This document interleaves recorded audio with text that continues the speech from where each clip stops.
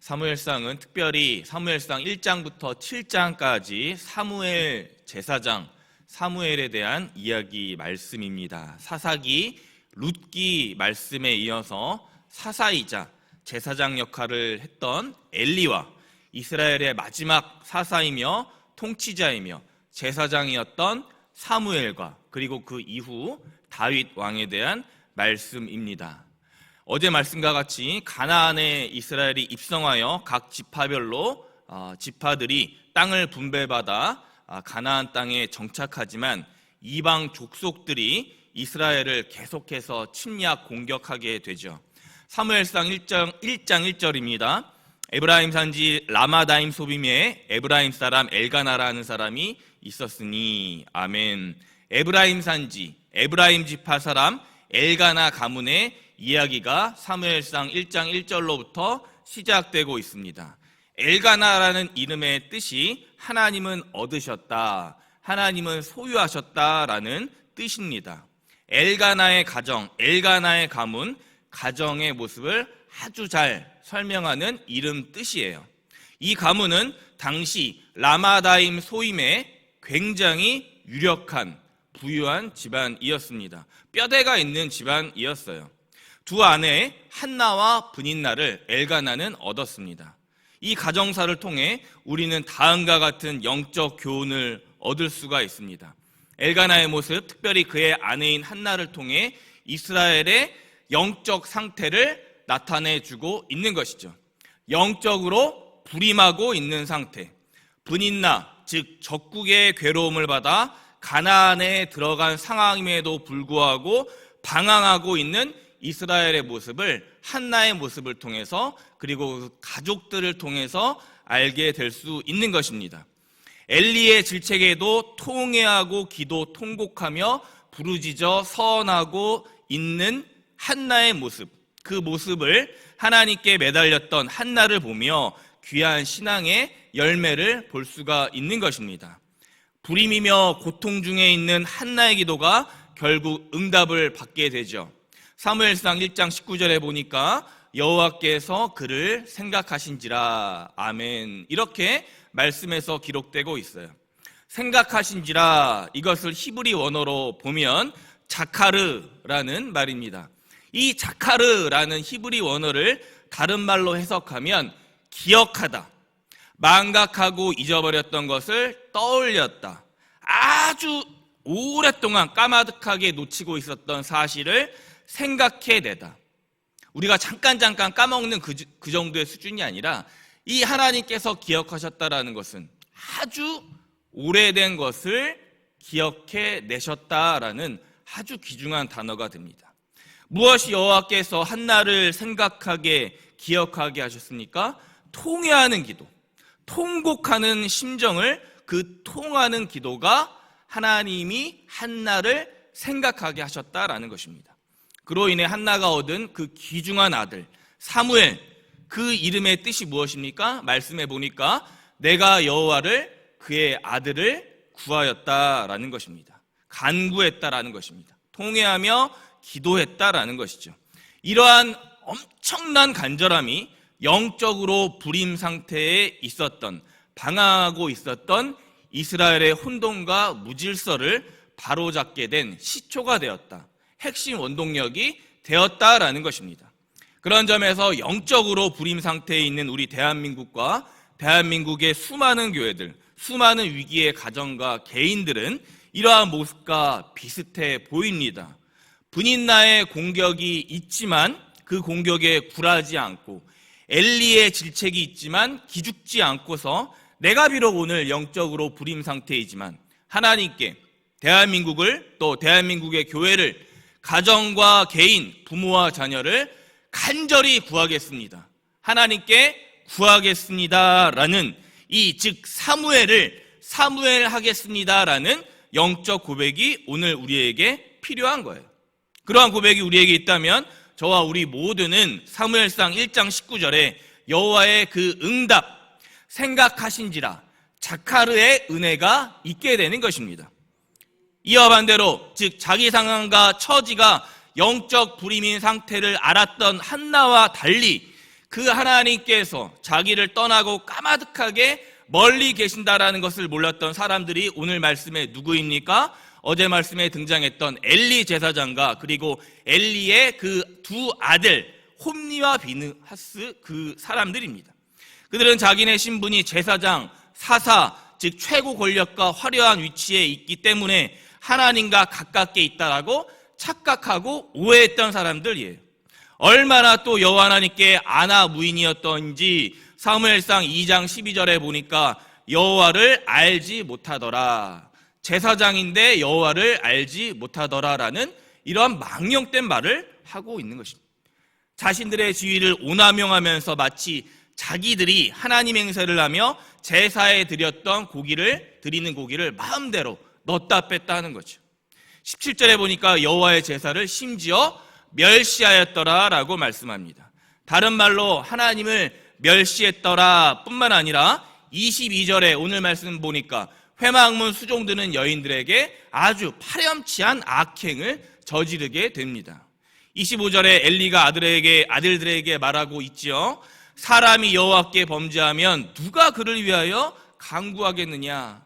간구할 사람이 없다라는 거예요. 뭡니까? 자기들이 영적으로 불임인 것도 모른 채 하나님 역할을 가로채서 자신들이 망령된 그 망령되게 하는 행동을 하고 있다. 대한민국과 대한민국의 교회 목회자, 직분자, 성도들 오늘에 나타나고 있는 모습들인 거죠. 저도 마찬가지예요. 중요한 것은 첫째, 내 영적 상태가 불임인지 점검하는 것이며, 둘째, 불임이며 한나처럼 하나님께 그 아들을 간절히 구하고 있는지, 즉 그 이름의 뜻처럼 사무엘 아들을 사무엘하고 있는지 돌아보는가 아닌가가 중요한 점이 되는 거예요. 반면에 하나님께 구하여 출생하고 자라고 있는 영적 불임의 고난 상태를 통과한 한나와 그 아들 사무엘의 모습을 비교해 보시기 바랍니다. 엘리와 두 아들 홈니와 비느하스가 하나님의 영이 떠난 줄도 모르고 허송세월 흥청망청할 때 사무엘의 모습, 사무엘은 사무엘상 2장 11절입니다. 엘가나는 라마의 자기 집으로 돌아가고 그 아이는 제사장 엘리 앞에서 여호와를 섬기니라. 아멘. 사무엘상 2장 18절입니다. 사무엘은 어렸을 때 세마포 에봇을 입고 여호와 앞에서 섬겼더라. 또한 사무엘상 2장 26절입니다. 아이 사무엘이 점점 자라매 여호와와 사람들에게 은총을 더욱 받더라. 아멘이십니까? 이 세 절의 공통 핵심이 무엇입니까?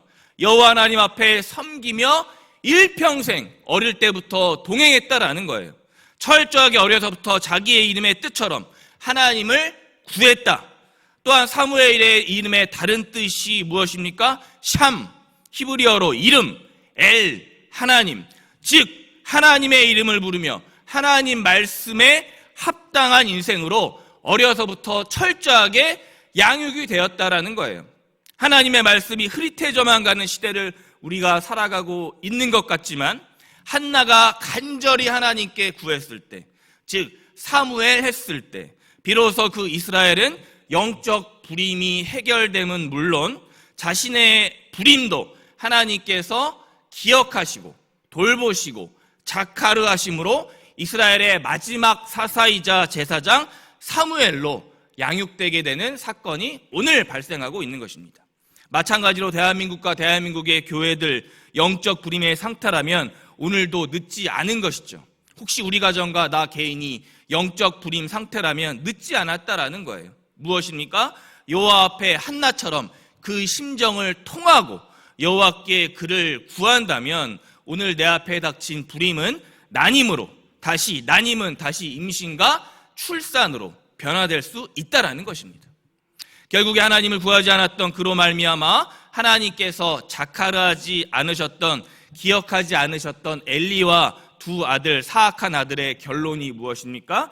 27절 보니까 27절부터 무려 34절까지 8절에 걸쳐서 하나님의 심판과 저주가 오늘 말씀에 내리고 있는 것이죠.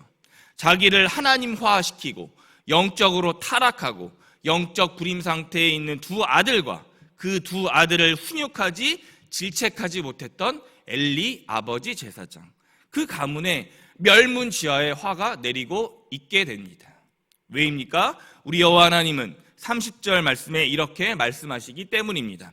나를 존중히 여기는 자를 내가 존중히 여기고 나를 멸시하는 자를 내가 경멸하리라. 아멘.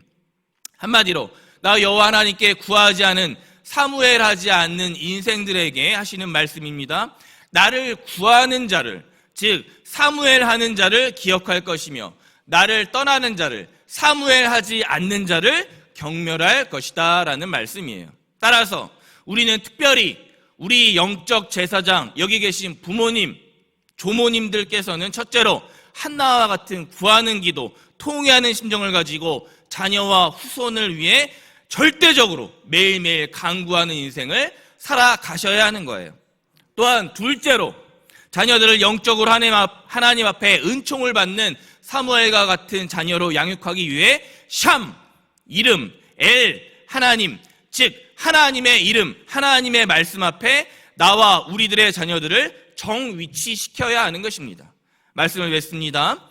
결국 하나님께서 27절에 엘리 앞에 온 하나님의 사람을 통해 35절에서 다시 이렇게 명령하고 계십니다. 내가 나를 위하여 충실한 제사장을 일으키리니 그 사람은 내 마음 내 뜻대로 행할 것이라. 내가 그를 위하여 견고한 집을 세우리니 그가 나의 기름 부음을 받은 자 앞에서 영구히 행하리라. 아멘. 하나님께서는 여호와 하나님 자신께서 영광을 받고 높임 받으시기 위해서 충실한 제사장을 일으키겠다라고 말씀하십니다.